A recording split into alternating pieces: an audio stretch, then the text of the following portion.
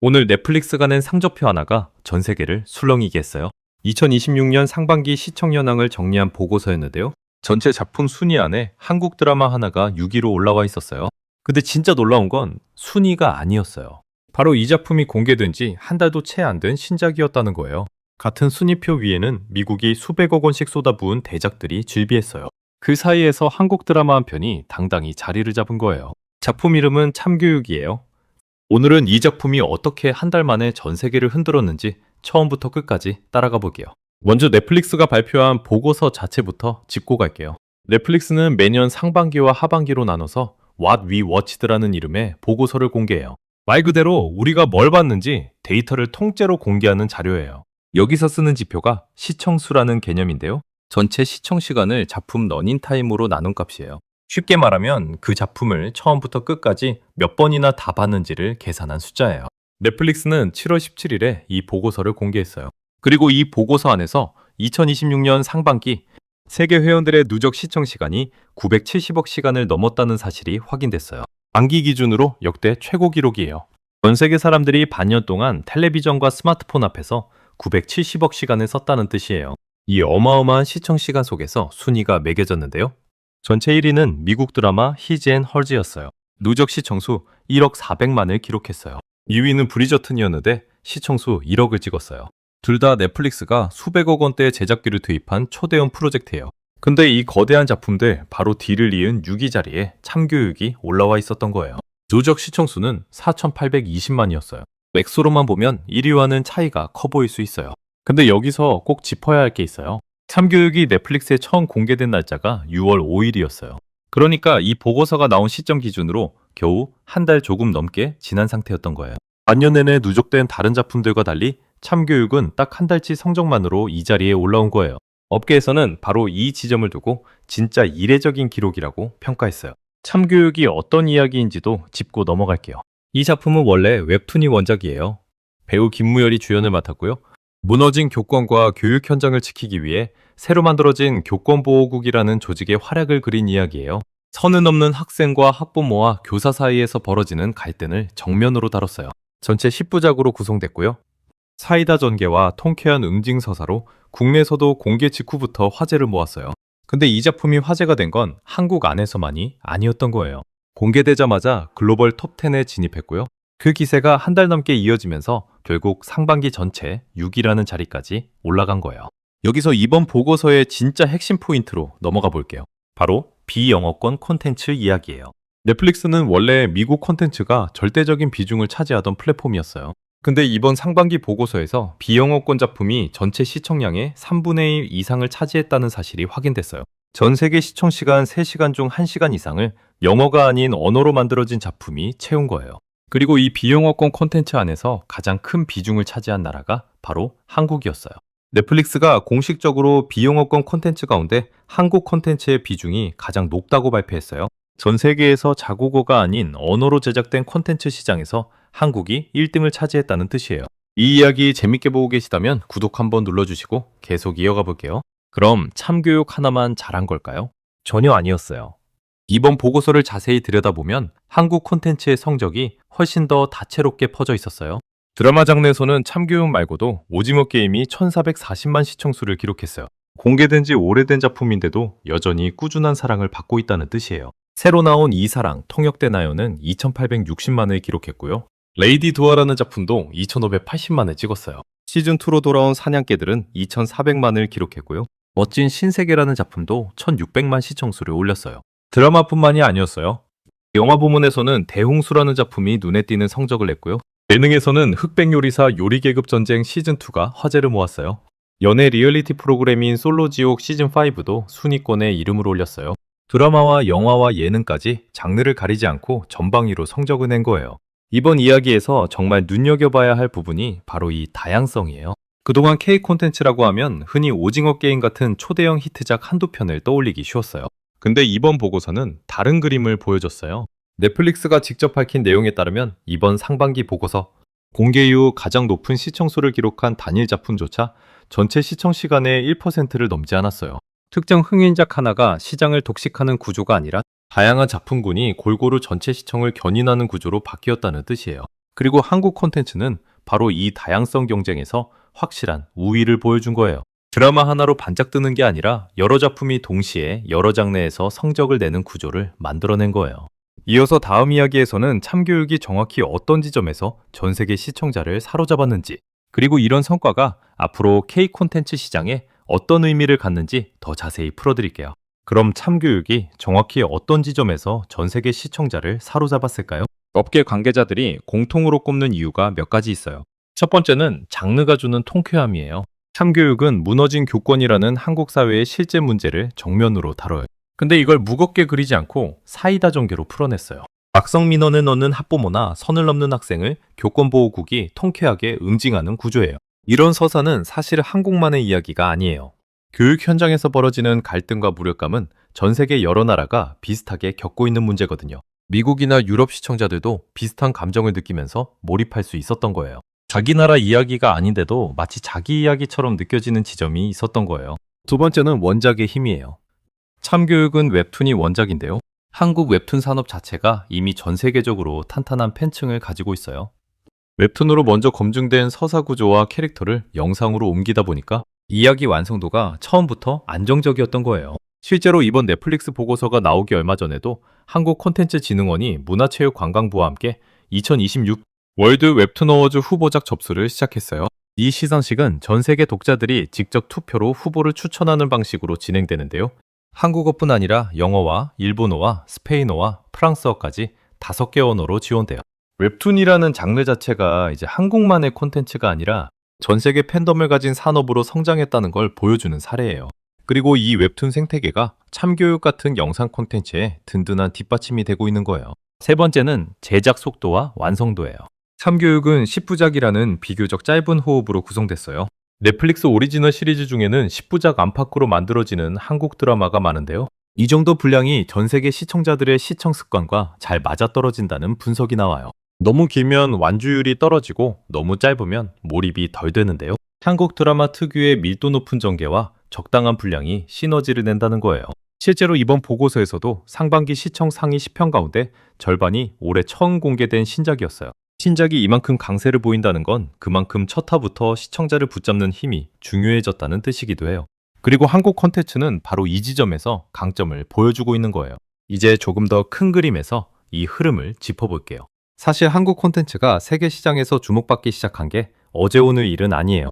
이미 몇 년 전부터 오징어 게임이나 기생충 같은 작품들이 국경을 넘나드는 성과를 냈어요. 근데 그때는 어쩌다 한번 터진 대박이라는 시선도 있었어요. 운이 좋았던 특별한 케이스라는 거예요. 근데 이번 상반기 보고서는 그 시선을 완전히 뒤집었어요. 드라마와 영화와 예능까지 여러 장르에서 동시에 성적을 냈고요. 그 중에서도 신작이 이렇게 빠른 속도로 톱10에 진입한 사례가 계속 나오고 있어요. 이건 더 이상 우연이 아니라 구조적인 경쟁력이라는 게 업계의 평가예요. 한국 콘텐츠 산업 전체가 기획부터 제작까지 하나의 시스템으로 자리 잡았다는 뜻이에요. 여기서 잠깐 숫자로 규모를 한 번 더 짚어볼게요. 넷플릭스 전체 회원수는 전 세계 2억 명을 훌쩍 넘어요. 이 어마어마한 규모의 플랫폼에서 비영어권 콘텐츠가 전체 시청의 3분의 1을 넘겼다는 건 결코 작은 숫자가 아니에요. 그리고 그 3분의 1 중에서도 가장 큰 조각을 한국이 가져갔다는 뜻이에요. 전 세계 2억 명이 넘는 사람들이 매일 무언가를 고를 때 한국 콘텐츠가 그 선택지 안에 확실하게 들어가 있다는 얘기예요. 예전에는 할리우드 작품과 자국 콘텐츠 사이에서 선택하던 시청자들이 이제는 한국 작품까지 자연스럽게 세 번째 선택지로 놓고 고민하는 시대가 된 거예요. 다음 이야기에서는 이런 흐름이 앞으로 K 콘텐츠 산업에 어떤 변화를 가져올지, 그리고 참교육 이후 어떤 작품들이 이 흐름을 이어받을 준비를 하고 있는지 정리해 드릴게요. 그럼 이 흐름이 앞으로 K 콘텐츠 산업에 어떤 변화를 가져올지 짚어볼게요. 가장 먼저 주목해야 할 건 넷플릭스의 투자 방향이에요. 넷플릭스는 최근 몇 년 동안 한국 오리지널 콘텐츠에 대한 투자를 꾸준히 늘려왔어요. 그리고 이번 상반기 성적이 이런 투자 확대를 더 강하게 뒷받침하는 근거가 됐어요. 콘텐츠업계 관계자들은 이번 참교육의 성과가 단발성 흥행이 아니라 지속 가능한 투자 대비 성과라는 걸 증명했다고 평가해요. 왜냐하면 참교육은 할리우드 대작들처럼 수백억 원대 제작비가 들어간 작품이 아니었거든요. 비교적 합리적인 제작비로 만들어졌는데도 세계 6위라는 성적을 냈다는 게 핵심이에요. 투자 대비 효율성 면에서 한국 콘텐츠가 압도적인 경쟁력을 보여준 셈이에요. 넷플릭스 입장에서는 적은 비용으로 큰 파급력을 만들어낼 수 있는 시장이라는 신호로 받아들일 수밖에 없어요. 실제로 넷플릭스는 이번 보고서 발표 이후 한국 콘텐츠 제작 편수를 추가로 늘리는 방안을 검토하고 있다는 이야기도 업계에서 나오고 있어요. 두 번째로 짚어볼 건 한국 콘텐츠 산업 생태계 전체의 성장이에요. 참교육 하나만 놓고 보면 그저 잘 만든 드라마 한 편처럼 보일 수 있어요. 근데 이 작품 뒤에는 원작 웹툰 작가부터 시작해서 각본가와 연출자와 배우와 제작사까지 이어지는 거대한 생태계가 있어요. 그리고 이 생태계는 참교육 하나에서 멈추지 않아요.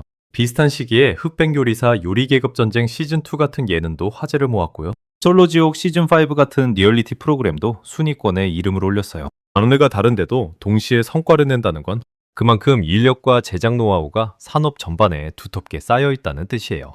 드라마 하나 잘 만드는 나라가 아니라 예능도 영화도 다 잘 만드는 나라가 됐다는 걸 이번 보고서가 숫자로 증명한 거예요.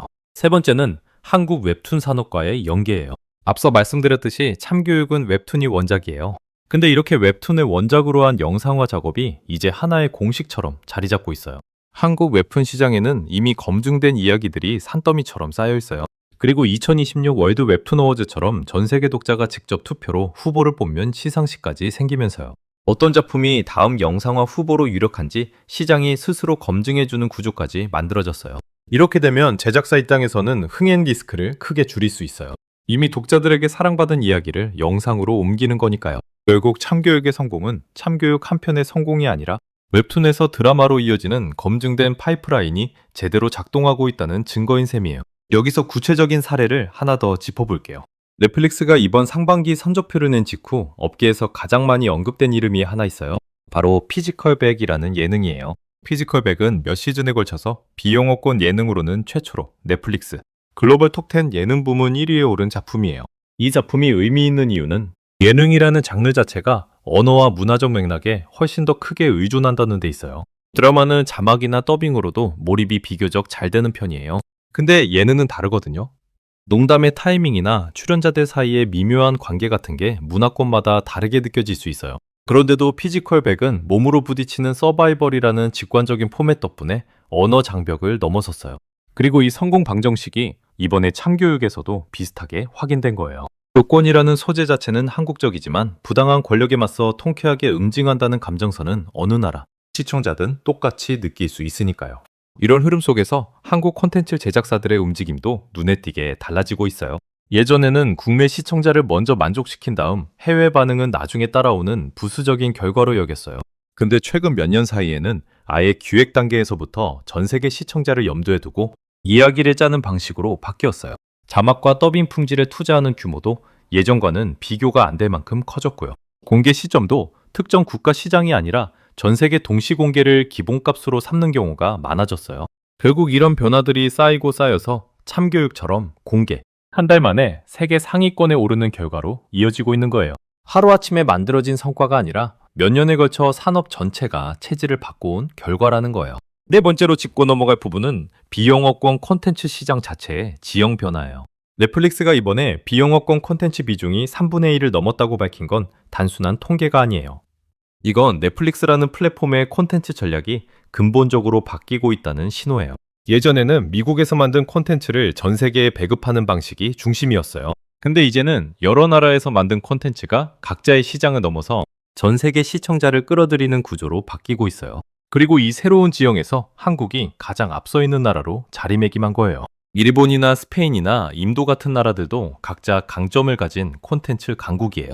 근데 이번 보고서에서 확인된 것처럼 다양한 장르에서 동시에 성과를 낸 나라는 한국이 유일했어요. 이런 흐름은 한국 콘텐츠 산업의 경제적 규모에도 직접적인 영향을 줘요. 콘텐츠 수출은 단순히 작품 하나를 파는 걸로 끝나지 않아요. 드라마가 흥행하면 그 안에 나온 촬영지가 관광 명소가 되고요. 배우들의 화보와 협찬 상품에 대한 관심도 같이 올라가요. K-팝과 K-뷰티 같은 다른 한류 산업과도 자연스럽게 시너지를 만들어내요. 결국 참교육 같은 작품 하나가 세계 6위에 오르는 게 그저 드라마 순위표 안에서 끝나는 이야기가 아니라 한국이라는 나라의 문화적 영향력 전체를 끌어올리는 일이 되는 거예요. 다음 이야기에서는 이번 보고서가 나오기까지 한국 콘텐츠가 걸어온 길을 짧게 되짚어보고요. 앞으로 어떤 작품들이 이 흐름을 이어받을 준비를 하고 있는지 마지막으로 정리하면서 오늘 이야기를 마무리해드릴게요. 이번 보고서가 나오기까지 한국 콘텐츠가 어떤 길을 걸어왔는지 짧게 되짚어 볼게요. 가장 상징적인 순간은 역시 몇 년 전 오징어 게임이었어요. 당시 오징어 게임은 넷플릭스 역사상 최고 흥행작 자리에 오르면서 전 세계에 K 콘텐츠라는 단어 자체를 각인시켰어요. 그때만 해도 많은 사람들이 이걸 특별한 우연이라고 생각했어요. 근데 그 이후로도 한국 콘텐츠는 꾸준히 성과를 이어갔어요. 피지컬백이라는 예능이 비영어권 예능 최초로 글로벌 톱10 예능 부문 1위에 오르기도 했고요. 더 글로리 같은 드라마도 전 세계적인 화제를 모았어요. 그리고 이번 상반기 보고서에서 확인된 참교육의 성적은 이런 흐름이 결코 일회성이 아니라는 걸 다시 한번 증명한 거예요. 오징어 게임이 문을 열었다면 참교육은 그 문이 계속 열려 있다는 걸 보여준 사례인 셈이에요. 흥미로운 건 오징어 게임 자체도 이번 보고서에서 여전히 순위권에 이름을 올렸다는 점이에요. 공개된 지 시간이 꽤 지난 작품인데도 상반기 시청수 1,440만을 기록했어요. 이건 굉장히 이례적인 일이에요.